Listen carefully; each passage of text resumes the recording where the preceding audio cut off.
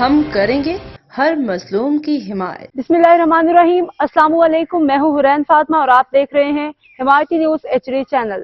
نظر ڈالتے ہیں آج کی اہم خبروں پر۔ بہاول نگر میونسپل انتظامیہ کی ناحیے واٹر سپلائی کی مین پائپ لائن لیک، سینکڑوں لیٹر صاف پانی روزانہ ضائع ہونے لگا۔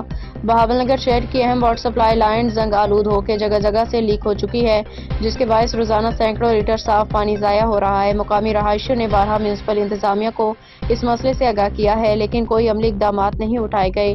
مقامی رہائشیوں نے انکشاف کیا ہے کہ واٹر برانچ کے معاملات ایک ایسے سپروائزر کے سپرد ہیں جو دراصل پیشے کے لحاظ سے ایک پلمبر اور اپنی کرپشن کے باعث بدنام ہے۔ شہریوں کا کہنا ہے کہ یہ شخص نااہلی و بدعنوانی کی وجہ سے شہر کی واٹر سپلائی کا نظام مکمل طور پر تباہ کر رہا ہے۔ عوامی سماجی حلقوں نے اعلیٰ حکام سے مطالبہ کیا ہے کہ نہ صرف پائپ لائن کی فوری مرمت کی جائے بلکہ اس کرپٹ سپروائزر کو عہدے سے برطرف کر کے شفاف تحقیقات کی جائیں۔ اب تک کے لیے اتنا ہی۔ مزید خبروں اور اپڈیٹ سے باخبر رہنے کے لیے دیکھتے رہیں حمایتی نیوز HD چینل۔